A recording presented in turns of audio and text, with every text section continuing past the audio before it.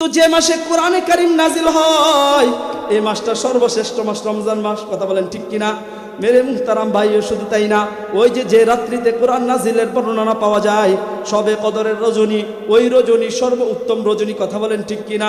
যে রাসূলের উপর কোরআন নাজিল হয় এই রাসূল সর্বশ্রেষ্ঠ রাসূল, এই রাসূল সমস্ত নবীদের সর্দার, এই রাসূল সমস্ত রাসূলদের রাসূল, এই নবী সমস্ত নবীদের নবী। কথা বলেন ঠিক কিনা মেরে মুহতারাম ভাইও? কোরআনে কারীম যে ফেরেশতা বহন করে এই ফেরেশতা সর্বশ্রেষ্ঠ হয়ে যায়। হযরত জিবরাইল আলাইহিস সালাম সর্বশ্রেষ্ঠ ফেরেশতা। কথা বলেন ঠিক কিনা? কোরআনে কারীম যে শহরে নাজিল হয় এই শহরটা সর্ব উত্তম শহর হয়ে যায়, সর্ব উত্তম পবিত্র শহরে রূপান্তরিত হয়ে যায়। কথা বলেন ঠিক কিনা? কোরআনের কি মুজেজা! আল্লাহ আল্লাহ একটু দেখায় দেই। কোরআনের সোহবতে থাকলে যে জিনিসের কোনো দাম নাই, যে জিনিসের কোনো মূল্য নাই, এই জিনিসটাও যদি কোরআনের সোহবতে চলে আসে আল্লাহ, তাহলে ওই জিনিসটার দামও বাইরা যায়। একটু উদাহরণ দিলে বুঝবেন। একটা কাঠের টুকরা, এটার কোনো মূল্য আসেনি, আমরা মিলা মারি, এটার উপরে থুতু নিক্ষেপ করি, মাঝে মাঝে লাথিও দেই, মাঝে মাঝে এটার উপরে মুরগি কি কইরা দেয়, মুরগি এটার মধ্যে মাঝে মাঝে বিষটাও কইরা দেয়। কথা বলেন ঠিক কিনা? এই কাঠটার কোনো মূল্য নাই। একটা কাপড়ের টুকরা, কাপড়ের টুকরার কোনো মূল্য নাই। এই কাপড়ের টুকরা দ্বারা আমরা ঘরের জানালা মুছি, ঘরের জানালার গ্লাসগুলা মুছি, গ্রিলগুলা মুছি, ঘরের ফ্লোরটা সুন্দর কইরা কইরা মুছি, এটার কোনো দাম নাই। এই কাপড়ের টুকরার উপরে আমি থুতু নিক্ষেপ করি, এই কাপড়ের কোনো মূল্য নাই।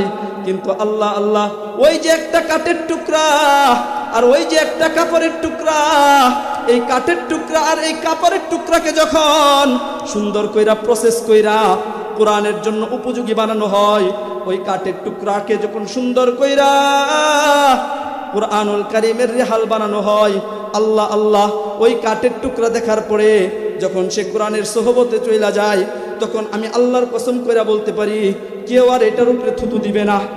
দিবেন? কেউ আর এটার উপরে থুতু দিবে না, কেউ আর এটাকে নিক্ষেপ করবে না। বরং যেই দেখবে সেই শ্রদ্ধা আর সম্মানের সাথে ওই কাঠের টুকরাকে কুলে নিয়া চুমু খাইতে চাবে, চোখে লাগাইতে চাবে, বুকে লাগাইতে চাইবে। চাইবে কি চাইবে না? ওই কাপড়ের টুকরা, যে কাপড়ের কোনো মূল্য ছিল না, কোনো দাম ওই কাপড়ের ছিল না, ওই কাপড় যখন সুন্দর কইরা প্রসেস কইরা কোরআনের সাথে সম্পৃক্ত কইরা দেওয়া হয়, কোরআনের জন্য যখন ওই কাপড় দ্বারা গিলাপ বানানো হয়, কোরআনের জন্য যখন গিলাপ বানানো হয়, তখন আর ওই কাপড়ের টুকরার উপরে কেউ থুতু দেয় না, তখন আর ওই কাপড় দ্বারা কেউ ফ্লোর মুছে না, তখন আর ওই কাপড় দ্বারা কেউ জানালাও মুছে না। বরং এই কাপড়টাকে দেখলে হৃদয়ের গহীন থেকে, মনের গহীন থেকে যে শ্রদ্ধা এবং সম্মান চলে আসে। কথা বলেন ঠিক কিনা? কাপড়ের টুকরাকে দেখাও মন চাই একটু কাছে যাই, একটু যায়া দৌড়ে একটা চুমা খাই, কপালে একটু লাগাই, বুকে একটু লাগাই। মনে চাই কি চাই না? কিসের সোহবত? কোরআনের সোহবত। তাহলে মেরে মুহতারাম ভাইও, কোরআনে কারীমের সোহবতে যে জিনিস আসে, যদি সেটার মূল্যও নাও থাকে, যদি এটা একেবারে তুচ্ছও থাকে, যদি এটা একবারে মূল্যহীন থাকে, তারপরেও আমার মাওলার কাছে এর দাম বেড়ে যায়। আমরা আল্লাহর কাছে চাই নাই, আল্লাহ তাআলা আমাদেরকে শেষ নবীর উম্মত করে দুনিয়াতে পাঠাইছে। সুবহানাল্লাহ। আবার আল্লাহ তাআলা আমাদেরকে আমাদের জীবন পরিচালনা করার জন্য, আমার ব্যক্তিগত জীবন থেকে নিয়ে আমার সামাজিক জীবন, আমার পারিবারিক জীবন, আমার রাষ্ট্রীয় জীবন, আমার আন্তর্জাতিক জীবন আমি কিভাবে পরিচালনা করব, এই জন্য আল্লাহ তাআলা আমাদেরকে একটা সংবিধান দিয়েছেন, আল কোরআন। কথা বলেন ঠিক কিনা? কিন্তু দুঃখের বিষয় কি, এখন বললে মন বেজার করবেন আপনারা, জীবনে কত কিছুর হিসাব মিলাইলাম, জীবনে কত টাকা পয়সার হিসাব মিলাইলাম, কত টাকা পয়সার অঙ্ক মিলাইলাম, কোটি কোটি টাকার ব্যবসার হিসাব মিলাইলাম। আমি কৃষি কাজ করতে করতে আমার অভিজ্ঞতা এমন হয়েছে, এখন আমি ক্ষেতের পাশে গেলে ক্ষেতের অবস্থা দেখলেই বলতে পারি এখন ক্ষেতে আমাকে কোন ধরনের সার দিতে হবে, কোন ধরনের বীজ দিতে হবে। পারি কি পারি না? এটা কেন? এটার পিছনে আমার মেহনত, এটাকে নিয়ে আমার চিন্তা ফিকির। কিন্তু বড় কষ্টের বিষয়, এই মজলিসের ভিতরে যারা আছেন, রাগ করবেন না তো? জিজ্ঞাসা করলে হয়তো সবাই কোরআনে কারীম সহি শুদ্ধ করে তেলাওয়াত করতে পারবেন? পারবেন? জীবনের কত লম্বা হায়াত চলে যাইতেছে, অথচ ছোট্ট একটা কোরআন, 30 পারা কোরআন, এই কোরআনে কারিমটা আমি সহি শুদ্ধ তেলাওয়াত শিখতে পারলাম না। জীবনের কত ঝামেলা মিটাইলাম, জীবনের কত মামলা মোকদ্দমা মিটাইলাম। হ্যাঁ, জীবনে আমি কোন ক্ষেতে কি ধরনের বীজ দিলে ফসল বেশি হবে, আমার ব্যবসা কোন ধরনের পণ্য উঠাইলে আমার ব্যবসায় লাভবান হইতে পারবো, মিলাইছি কি মিলাই নাই? সবাই বলেন এই হিসাব মিলাইছি কি মিলাই নাই? মিলাইছি। কিন্তু কোরআনে কারিম একটা কিতাব আল্লাহ মহব্বত করে আমাদেরকে দিছে, আমরা পড়তে পারি না, আমরাও পড়তে পারি না। এখন কি আমাদের সন্তানরা পড়তেছে কিনা এই জন্য অনেক গার্জেনের খবর নাই। আছে না এরকম গার্জেন? অথচ মুহতারাম হাজরিন, নামাজে যে আমরা পড়ি, নামাজের ভিতরে প্রথম শর্ত কি? নামাজ ভঙ্গের কারণ 19টা আমরা ছোট ছোট বাচ্চারা নুরানিতে পড়ে। এর মধ্যে প্রথম শর্ত কি জানেন? নামাজে কোরআনে কারিম শুদ্ধ পড়া। এজন্যই একদিকে সূরা তাগাবিনের মধ্যে আল্লাহ তাআলা বলতেছেন, ইন্না সলাতা তানহা আনিল ফাহশাই ওয়াল মুনকার, নামাজ অশ্লীল কাজ থেকে বিরত রাখবে। এখন প্রশ্ন হয়, হুজুর নামাজ পড়ি, নামাজ তো খারাপ কাজ থেকে বিরত রাখতেছে না, নামাজ পড়তেছি টিভিও দেখতেছি, নামাজ পড়তেছি সুদও খাইতেছি, নামাজ পড়তেছি ঘুষও খাইতেছি, নামাজ পড়তেছি টেন্ডারবাজিও করতেছি, নামাজ পড়তেছি মুহতারাম হাজরিন জিনার সাথেও জড়িত হয়ে গেছি, নামাজ পড়তেছি মাদকের সাথেও জড়িত হয়েছি। কই, নামাজ তো খারাপ কাজ থেকে বিরত রাখে নাই। আরে ভাই, আমি যে নামাজ পড়তেছি, নামাজ যেভাবে পড়া দরকার আমার নামাজটা তো এইভাবে হইতেছে না। কথা বলেন ঠিক কিনা? তাহলে আমি বয়ানের শুরুতে আপনাদের থেকে একটা অঙ্গীকার নিচ্ছি, সময় সুযোগ হলে আপনাদের এলাকার নিয়ামত মাওলানা রাশেদুল ইসলাম, উনি একটা প্রতিষ্ঠান করছেন দারুল কোরআন নামে। যদি আপনারা সবাই মহব্বতের সাথে রাশেদ ভাইকে গিয়ে বলেন আপনার বয়স্কদের কোরআন শিক্ষার ব্যবস্থা করেন, আমরা থাকবো, তাহলে কি রাশেদ ভাই খুলবেন আপনাদের জন্য? খুলবে না? এটা কি কোনোদিন বলছেন? বলেন নাই। অথচ ব্যবসা আমার থেকে কে ভালো বোঝে তার সাথে পরামর্শ করেন। করি কি করি না? কিন্তু আমি কোরআন যে শিখতে পারলাম না, এই যে রাশেদ ভাই মাওলানা রাশেদুল ইসলাম ভাই কত সুন্দর একটা মাদ্রাসা করছে, আপনারা যদি চান যে আমাদেরকে দৈনিক 1 ঘন্টা করে একটা শিক্ষক রেখা আমাদেরকে কোরআন শিক্ষার ব্যবস্থা করো, তাহলে রাশেদ ভাই না করবে? এজন্য আপনাদের থেকে প্রথমে আমি একটা অঙ্গীকার নিচ্ছি, যেহেতু কোরআন সম্পর্কে আলোচনা করব, সবাই কোরআনে কারিম শিখবেন তো ইনশাআল্লাহ? আগামী রমজান আসার আগে কোরআনে কারিম কমপ্লিট করবেন তো ইনশাআল্লাহ? হিম্মত করেন, সবাই বলে না তো ইনশাআল্লাহ? বলেন ইনশাআল্লাহ, হাত তুলে বলেন। মুহতারাম হাজিরিন, কোরআনে কারিম, এই কোরআনে কারিম আমরা মাওলার কাছ থেকে চায়া নিয়ে আসছি। মাওলা এমনি এমনি দেয় নাই। কিভাবে দেখেন, আল্লাহ পাক রব্বুল আলামিন ওই পাহাড়কে জিজ্ঞাসা করে, ও পাহাড় তুমি আমার এই আমানত নিবানি? পাহাড় বলে কি, আল্লাহ তাআলা আসমানকে জিজ্ঞাসা করে, ও আসমান তুমি আমার এই আমানত নিবানি? আসমান বলে, ও মাওলায়ে কারীম তোমার আমানত এত আজমতওয়ালা আমানত, তোমার আমানত এত ভারী আমানত, তোমার এই আমানত বহন করার সামর্থ্য আমার নাই। আল্লাহ জমিনকে জিজ্ঞাসা করে, ও জমিন তুমি আমার এই আমানত নিবানি? জমিনে বলে, আমার আল্লাহর এত বড় সৃষ্টি আসমান, আসমানে পারে নাই, আমি কিভাবে বহন করব? জমিনও না কইরা দেয়।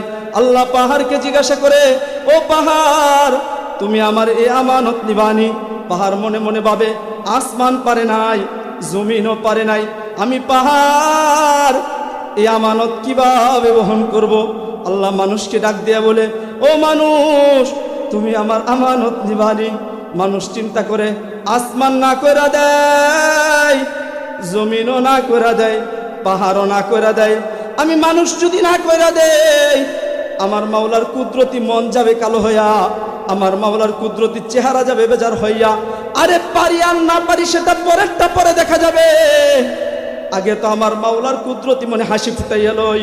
মানুষ বলে, মাওলা আচ্ছা আচ্ছা আমরা নিয়ে নিলাম, আসমান কেউ দিতে হবে না, জমিন কেউ দিতে হবে না, পাহাড় কেউ দিতে হবে না, এই আমানত আমরা নিয়ে নিলাম। ওই তো সূরা আহজাবের 72 নম্বর আয়াত, মাওলায়ে কারীম বলতেছেন, ইন্না আরাদনাল আমানাতা আলাস সামাওয়াতি ওয়াল আরদি ওয়াল জিবাল। আল্লাহ তাআলা বলতেছেন, আমি আসমানকে দিলাম, আসমান না কইরা দেয়, জমিনকে দিলাম, জমিনও না কইরা দেয়, পাহাড়কে দিলাম, পাহাড়ও না কইরা দেয়। আর মানুষ, তুমি একটু চিন্তা করলা না, তুমি এই আমানত বহন কইরা নিলা, অথচ আমি তোমাকে বানাইলাম দুর্বল কইরা। আচ্ছা ঠিক আছে, মাওলার পক্ষ থেকে বলা হয়, আমি এই আমানত আসমান কেউ দিব না, আমি এই আমানত জমিন কেউ দিব না, আমি এই আমানত পাহাড় কেউ দিব না। আচ্ছা মানুষ, আমি এই আমানত তোমাকে দিয়ে দিলাম, তবে তুমি তো এটা বহন করতে পারবা না, এটা তো এত ভারী আমানত, এটা তো এত আজমতওয়ালা আমানত, এই আমানত বহন করার সামর্থ্য তো তোমার নাই। তবে তুমি কি করবা? তুমি শুধু তেলাওয়াত করবা আর নেকি অর্জন করবা। আর এটাকে হেফাজতের জিম্মাদারি আমি কোনো নবী কেউ দিব না, কোনো ওলি কেউ দিব না, কোনো গাউস কেউ দিব না, কোনো কুতুব কেউ দিব না, কোনো খাজা কেউ দিব না, কোনো বাবা কেউ দিব না, কোনো পীর সাহেব কেউ দিব না। এই কোরআনে কারীম নাজিল করেছি আমি, এই কোরআনে কারীম হেফাজতের জিম্মাদারি আমি নিজে নিয়ে নিলাম। সূরা হিজরের 9 নম্বর আয়াতে মাওলা বলতেছেন, ইন্না নাহনু নাযালনা যিকরা ওয়া ইন্না লাহু লাহাফিজুন। এই কোরআনে কারীম নাজিল করছি আমি, এই হেফাজতের জিম্মাদারি আমি নিজে নিয়ে নিলাম। এই জন্যই মেরে মুহতারাম ভাইও লক্ষ্য কইরা দেখেন, পৃথিবীর সমস্ত কিছু পরিবর্তন হয়ে যায়, তাওরাত পরিবর্তন হয়ে যায়, জবুরও পরিবর্তন হয়ে যায়, ইনজিলও পরিবর্তন হয়ে যায়, সমস্ত কিতাব পরিবর্তন হয়ে যায়।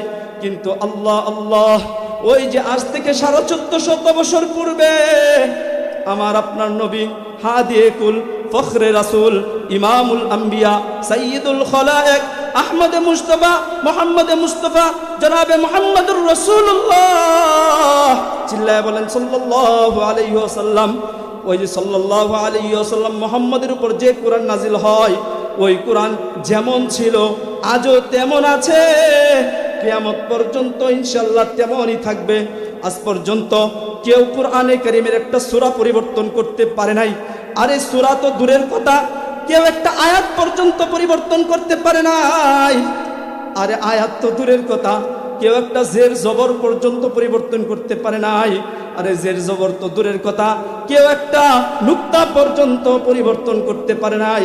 কারণ মাওলা পাক রব্বুল আলামিন নিজে বলেছেন, ইন্না নাহনু নাযালনা যিকরা ওয়া ইন্না লাহু লাহাফিজুন।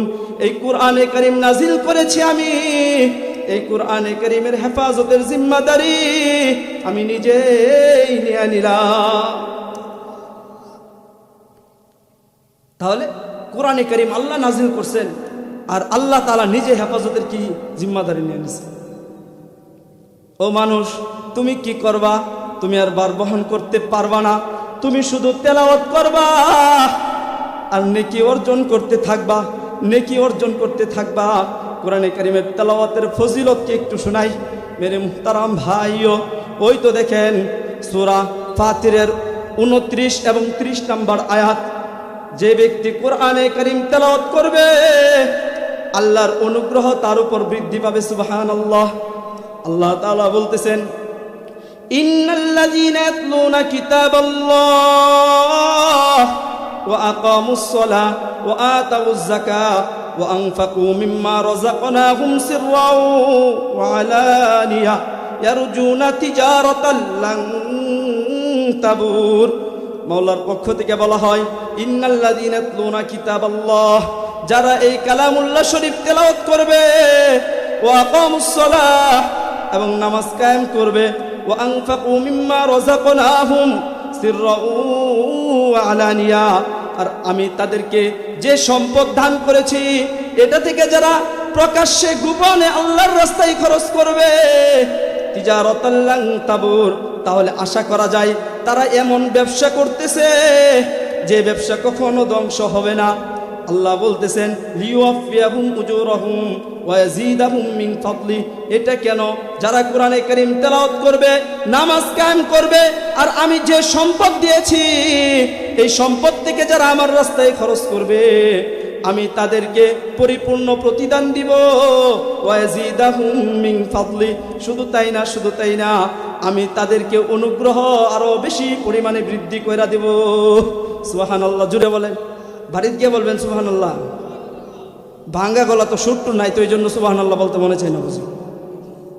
একটু জোরে সুরে বললেন, তাহলে তো নিজের কাছেও একটু ভালো লাগে। এই তো মেরে মুহতারাম ভাইও 1 নাম্বার ফজিলত।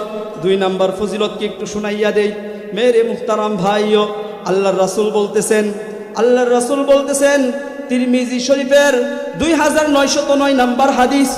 আল্লাহর রাসূল বলতেছেন কি জানেননি? পৃথিবীর মধ্যে সর্বোত্তম ওই ব্যক্তি যে নিজান কোরআনে কারীম শিক্ষা করে এবং অপরকে শিক্ষা দেয়।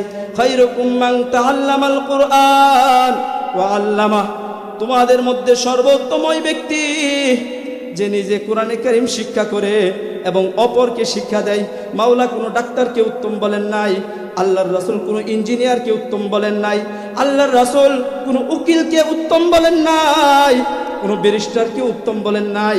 এজন্য মেরে মুহতারাম ভাইও, যে কোরআনে কারীম শিক্ষা গ্রহণ করবে এবং অপরকে শিক্ষা দিবে, আল্লাহর রাসূল তাকেই সর্বোত্তম বলেছেন। এজন্য আমাদের স্বীকৃতি দেওয়ার প্রয়োজন নাই। কে আমাদেরকে স্বীকৃতি দিবে, কে আমাদেরকে স্বীকৃতি দিবে না, এটা দেখার সময় আমাদের নাই। তুমি স্বীকৃতি দিলেও আমরা উত্তম, তুমি স্বীকৃতি না দিলেও উত্তম। কারণ আমাদেরকে তো স্বীকৃতি যিনি দিয়েছেন তিনি হলেন মানবতার মুক্তির দূত, আকায়ে নামদার, তাজেদারে মদিনা, ফখরে রাসূল, হাদিয়ে কুল, ইমামুল আম্বিয়া জনাবে মুহাম্মদুর রাসূলুল্লাহ আমাদেরকে স্বীকৃতি দেয়। সুতরাং স্বীকৃতির জন্য আমরা কোনো প্রয়োজন নাই। স্বীকৃতি তুমি দিলেও লাভ, না দিলেও লাভ।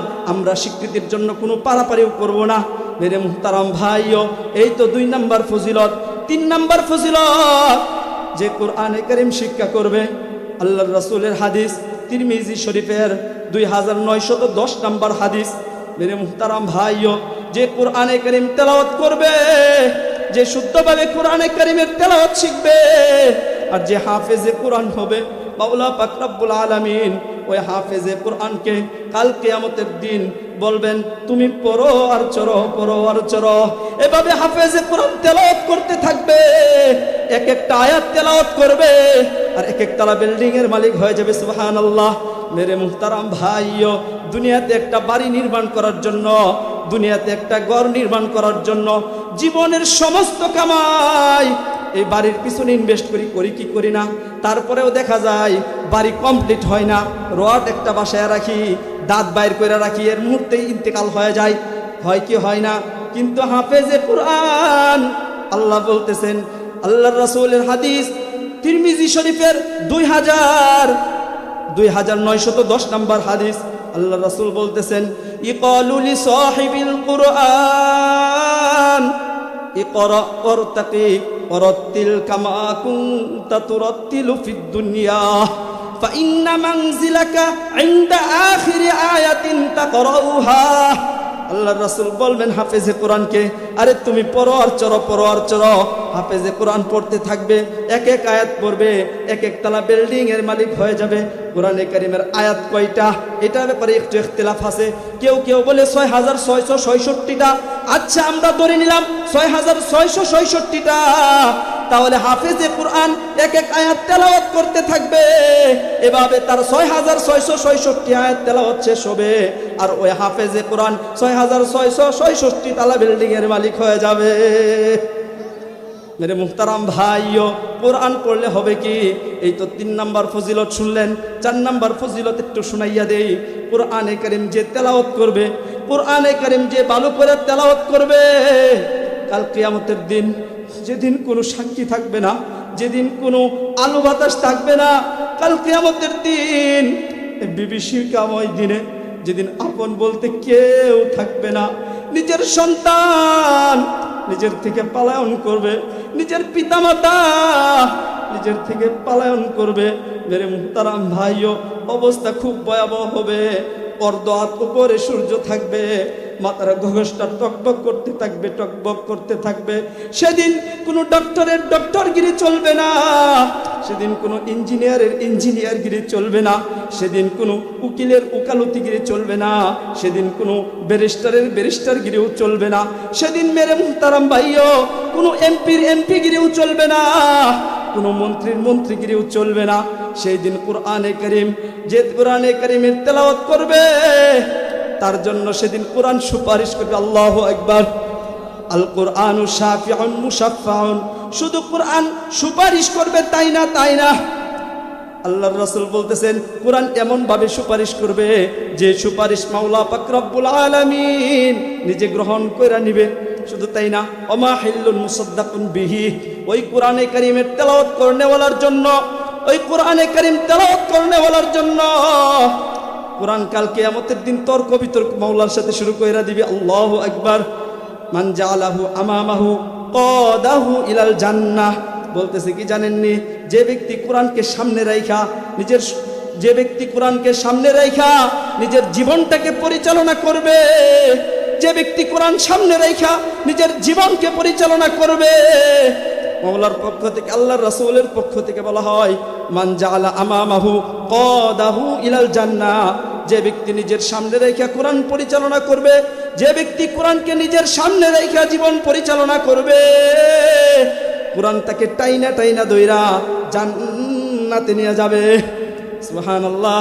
আর যে ব্যক্তি মান জাআলা খালফা যহরিহি, যে ব্যক্তি কোরআনে কারীমকে পিছনে রাইখা দিবে, যে ব্যক্তি কোরআনুল কারীমকে পিছনে রাইখা দিবে, কোরআন অনুযায়ী নিজের জীবন গঠন করবে না, ওই কোরআন তাকে কি করবে জানেননি?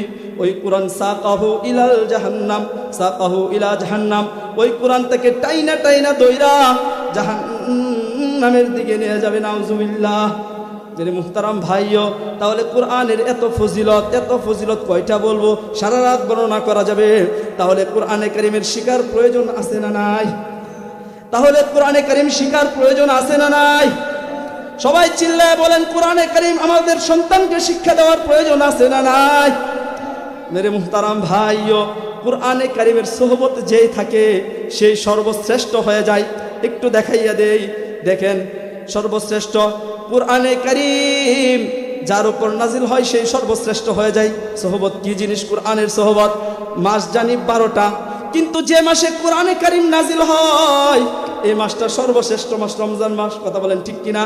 মেরে মুহতারাম ভাইও, শুধু তাই না, ওই যে রাত্রিতে কোরআন নাজিলের বর্ণনা পাওয়া যায়, সবে কদরের রজনী, ওই রজনী সর্ব উত্তম রজনী। কথা বলেন ঠিক কিনা? যে রাসূলের উপর কোরআন নাজিল হয় এই রাসূল সর্বশ্রেষ্ঠ রাসূল, এই রাসূল সমস্ত নবীদের সর্দার, এই রাসূল সমস্ত রাসূলদের রাসূল, এই নবী সমস্ত নবীদের নবী। কথা বলেন ঠিক কিনা? মেরে মুহতারাম ভাইও, কোরআনে কারীম যে ফেরেশতা বহন করে এই ফেরেশতা সর্বশ্রেষ্ঠ হয়ে যায়। হযরত জিবরাইল আলাইহিস সালাম সর্বশ্রেষ্ঠ ফেরেশতা। কথা বলেন ঠিক কিনা? কোরআনে কারীম যে শহরে নাজিল হয় এই শহরটা সর্ব উত্তম শহর হয়ে যায়, সর্ব উত্তম পবিত্র শহরে রূপান্তরিত হয়ে যায়। কথা বলেন ঠিক কিনা? কোরআনের কি মুজেজা! আল্লাহ আল্লাহ। একটু দেখায় দেই, কোরআনের সোহবতে থাকলে যে জিনিসের কোনো দাম নাই, যে জিনিসের কোনো মূল্য নাই, এই জিনিসটাও যদি কোরআনের সোহবতে চলে আসে আল্লাহ, তাহলে ওই জিনিসটার দামও বাইরা যায়। একটু উদাহরণ দিলে বুঝবেন। একটা কাঠের টুকরা, এটার কোনো মূল্য আসেনি, আমরা মিলা মারি, এটার উপরে থুতু নিক্ষেপ করি, মাঝে মাঝে লাথিও দেই, মাঝে মাঝে এটার উপরে মুরগি কি কইরা দেয়, মুরগি এটার মধ্যে মাঝে মাঝে বিষটাও কইরা দেয়। কথা বলেন ঠিক কিনা? এই কাঠটার কোনো মূল্য নাই। একটা কাপড়ের টুকরা, কাপড়ের টুকরার কোনো মূল্য নাই। এই কাপড়ের টুকরা দ্বারা আমরা ঘরের জানালা মুছি, ঘরের জানালার গ্লাসগুলা মুছি, গ্রিলগুলা মুছি, ঘরের ফ্লোরটা সুন্দর কইরা কইরা মুছি, এটার কোনো দাম নাই। এই কাপড়ের টুকরার উপরে আমি থুতু নিক্ষেপ করি, এই কাপড়ের কোনো মূল্য নাই। কিন্তু আল্লাহ আল্লাহ, ওই যে একটা কাঠের টুকরা আর ওই যে একটা কাপড়ের টুকরা, এই কাঠের টুকরা আর এই কাপড়ের টুকরাকে যখন সুন্দর কইরা প্রসেস কইরা কোরআনের জন্য উপযোগী বানানো হয়, ওই কাঠের টুকরাকে যখন সুন্দর কইরা কোরআনুল কারীমের রেহাল বানানো হয়, আল্লাহ আল্লাহ, ওই কাঠের টুকরা দেখার পরে যখন সে কোরআনের সোহবতে চলে যায়, তখন আমি আল্লাহর কসম কইরা বলতে পারি কেউ আর এটার উপরে থুতু দিবে না। দিবেন? কেউ আর এটার উপরে থুতু দিবে না, কেউ আর এটাকে নিক্ষেপ করবে না। বরং যেই দেখবে সেই শ্রদ্ধা আর সম্মানের সাথে ওই কাঠের টুকরাকে কুলে নিয়া চুমু খাইতে চাবে, চোখে লাগাইতে চাবে, বুকে লাগাইতে চাইবে। চাইবে কি চাইবে না? ওই কাপড়ের টুকরা, যে কাপড়ের কোনো মূল্য ছিল না, কোনো দাম ওই কাপড়ের ছিল না, ওই কাপড় যখন সুন্দর কইরা প্রসেস কইরা কোরআনের সাথে সম্পৃক্ত কইরা দেওয়া হয়, কোরআনের জন্য যখন ওই কাপড় দ্বারা গিলাপ বানানো হয়, কোরআনের জন্য যখন গিলাপ বানানো হয় তখন আর ওই কাপড়ের টুকরার উপরে কেউ থুতু দেয় না, তখন আর ওই কাপড় দ্বারা কেউ ফ্লোর মুছে না, তখন আর ওই কাপড় দ্বারা কেউ জানালাও মুছে না, বরং এই কাপড়টাকে দেখলে হৃদয়ের গহীন থেকে, মনের গহীন থেকে যে শ্রদ্ধা এবং সম্মান চলে আসে। কথা বলেন ঠিক কিনা? কাপড়ের টুকরাকে দেখাও মন চাই একটু কাছে যাই, একটু যায়া দৌড়ে একটা চুমা খাই, কপালে একটু লাগাই, বুকে একটু লাগাই, মনে চাই কি চাই না? কিসের সোহবত? কোরআনের সোহবত। তাহলে মেরে মুহতারাম ভাইও, কোরআনে কারিমের সোহবতে যে জিনিস আসে, যদি সেটার মূল্যও নাও থাকে, যদি এটা একেবারে তুচ্ছও থাকে, যদি এটা একবারে মূল্যহীন থাকে, তারপরেও আমার মাওলার কাছে এর দাম বেড়ে যায় কি যায় না? কি আপনাদের দেশে কি রেহালকে সম্মান করেন না? আপনাদের কোদাল ধরে কি রেহালকে সম্মান করা হয় না? হ্যাঁ হয়। তাহলে চিল্লায় বলেন না কেন? তাহলে এখান থেকে চিন্তা করে দেখেন মুহতারাম হাজিরিন, একটা তুচ্ছ জিনিস, যে জিনিসের কোনো দাম নাই, যে জিনিসের কোনো মূল্য নাই, এমন একটা তুচ্ছ জিনিস যখন কোরআনের সংস্পর্শে চলে আসে, কোরআনের সোহবতে যখন চলে আসে, তখন তার দাম কত বেড়ে যায়। আল্লাহু আকবার! তার দাম বেড়ে যায় কিনা? বেড়ে যায়। তাহলে আল্লাহ তাআলা তো আমাদেরকে সবচেয়ে সম্মানী করে বানাইছেন। লাকাদ কাররামনা বানি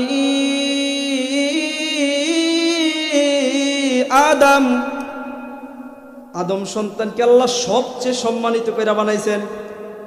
তাহলে সম্মানিত জিনিসটা যখন কোরআনের সোহবতে যাবে, তার দামটা কেমন হবে? তাহলে সম্মানিত জিনিসটা যখন কোরআনের সোহবতে চলে আসবে, তার দাম কেমন হবে বলেন? জন্য মেরে মুহতারাম ভাইও, কোরআন তেলাওয়াতের প্রয়োজন আছে না নাই? ইবাদত বন্দেগীর প্রয়োজন আছে না নাই? জিন্দিগি মে বন্দেগি তো কারনা হ্যায়, জিন্দিগি মে বন্দেগি তো কারনা হ্যায়, জিন্দিগি বে বন্দেগি শর্মিন্দা হ্যায়, জিন্দিগি বে বন্দেগি শর্মিন্দা হ্যায়, आयते हम कुछ ना कुछ खरीदने को, आयते हम कुछ ना कुछ खरीदने को, जैसे हो रोशन मेरे कल्ब रूह, जैसे हो रोशन मेरे कल्ब रूह। जिंदगीर मध्य बंदगी ना থাকলে এই জিন্দিগির কোনো দাম নাই। দাম আছে? জিন্দিগির ভিতরে যদি বন্দিগি না থাকে, এই জিন্দিগির কোনো দাম আছে? কোনো দাম নাই। এই জিন্দিগি মুহতারাম হাজরিন, এটা হচ্ছে লজ্জার এক জীবন, লাঞ্ছনার এক জীবন। আমিও আমার জীবন পরিচালনা করতেছি, হ্যাঁ, পশু পাখিও, গরু ছাগলেও তার জীবন পরিচালনা করতেছে। আমার জীবন, আমাকে আল্লাহ আশরাফুল মাখলুকাত বানিয়েছেন। আমার জীবন আর ওই পশু পাখি আর গরু ছাগলের জীবনের মধ্যে কোনো পার্থক্য নাই। আমার সকাল হয় ফজর ছাড়া, গরু ছাগলেরও সকাল হয় ফজর ছাড়া। রাগ করতেছেন? রাগ করতেছেন বুঝি আপনারা? আমার সকাল হয় ফজর ছাড়া, ওই গরু ছাগলের কি হয়? সকাল হয় কি ছাড়া? ফজর ছাড়া। তাহলে মুহতারাম হাজরিন, কোরআন তেলাওয়াতের প্রয়োজন আছে, ইবাদত বন্দেগীর প্রয়োজন আছে না নাই? এটা হলো মুহতারাম হাজরিন কোরআনের ফজিলত। তো শুনলেন, কোরআনের সোহবতে থাকার কি ফায়দা, এটাও শুনলেন। তাহলে ইনশাআল্লাহ সবাই নিয়ত করতেছেন তো কোরআন পড়বেন। এখন মেরে মুহতারাম ভাইও, কোরআনের ফজিলত তো শুনলেন, কোরআনের সোহবতে থাকার ফায়দা কি, এটাও শুনলেন। এখন আল্লাহ যে এত মহাব্বত কইরা, এত দয়া কইরা, এত ভালোবাসা, আল্লাহর কাছ থেকে যে আমরা এই কোরআনুল কারীমে চায়া নিয়ে আসলাম, এখন যদি এই কোরআনে কারীম আমি তেলাওয়াত না করি, এখন যদি এই কোরআনে কারীম আমি শিক্ষা গ্রহণ না করি, তাহলে কি এটার শাস্তি আছে না নাই? চিল্লায় বলেন, শাস্তি পেতে হবে কি হবে না? চিল্লায় বলেন না কেন, শাস্তি পেতে হবে কি হবে না? যদি কোরআনে কারীমের তেলাওয়াত আমি না শিখি, যদি এই কোরআনে কারীম আমি ভালো করে তেলাওয়াত না করি, তাহলে আমাকে শাস্তি পেতে হবে। কেমন শাস্তি পেতে হবে? মেরে মুহতারাম ভাইও খুব ভালো করে শুনেন। কোরআনের যদি আমি ভালো করে তেলাওয়াত না করি, যদি আমি ভালো করে তেলাওয়াত না শিখি, তাহলে কোরআনের বেশ কিছু শাস্তি আমাকে ভোগ করতে হবে। এর মধ্যে 1 নাম্বার শাস্তি হলো কোরআন আমাকে লানত করবে। কোরআন আমাকে লানত করবে। কোরআন আমাকে কি করবে? লানত করবে। হাদিসের ভিতরে পাওয়া যায় রুব্বা কারিউন লিল কুরআন ওয়াল কুরআনু ইয়ালানু। অনেক কোরআন পাঠক এমন আছে যে কোরআনে কারীম তেলাওয়াত করবে, তবে ওই কোরআন তাকে লানত করবে। 2 নাম্বার শাস্তি, যে কোরআনে কারীম তেলাওয়াত শিখবে না, যে ভালো করে কোরআনে কারীম তেলাওয়াত করবে না, তার জীবনটা তো কোরআনময় হবে না। আর যদি কোরআনময় তার জীবন না হয়, তাহলে নাম কত সুন্দর হবে। নাম থাকবে আব্দুল্লাহ, নাম থাকবে আব্দুল করিম, তারপরেও দেখা যাবে সুদের সাথে সম্পৃক্ত, তারপরেও দেখা যাবে ঘুষের সাথেও সম্পৃক্ত, তারপরেও দেখা যাবে দুর্নীতির সাথে সম্পৃক্ত। কথা বলেন ঠিক কিনা? এটাই আল্লাহর রাসূল বলেন, ইন্নাল্লাযী লাইসা ফি জাওফিহি শাইউম মিনাল কুরআন কাল বাইতিল খারাব। যার ভিতরে কোরআনে কারীমের কোনো অংশ নাই, এটা হচ্ছে উজার বাড়ির মতো।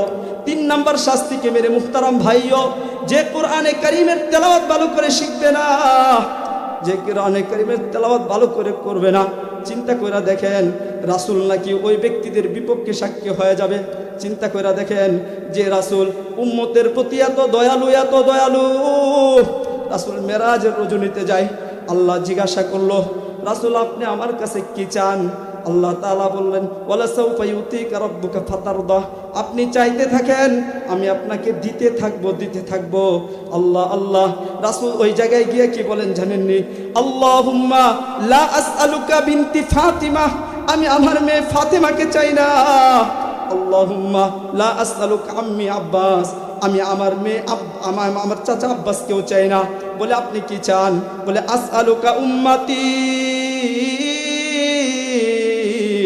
আসআলুকা উম্মতি। আমি আমার উম্মতকে চাই। কিন্তু এই রাসূল নাকি কাল কিয়ামতের দিন যে কোরআন শিখবে না তার বিপক্ষে সাক্ষী হয়ে যাবে। সূরা ফুরকানের 30 নম্বর আয়াত মাওলা কারীম বলতেছেন, ওয়া ক্বালার রাসূলু ইয়া রাব্বি ইন্না কওমি ইত্তাখাযু হাযাল কুরআনা মাহজুরা। আল্লাহর রাসূল কিয়ামতের দিন বলবেন, ইয়া রাব্বি, ও আমার রব, এই আমার সম্প্রদায়ের এই লোকেরা কোরআনকে তারা পরিত্যাগ করেছিল। মেরে মুহতারাম ভাইও, 4 নাম্বার শাস্তি কি হবে?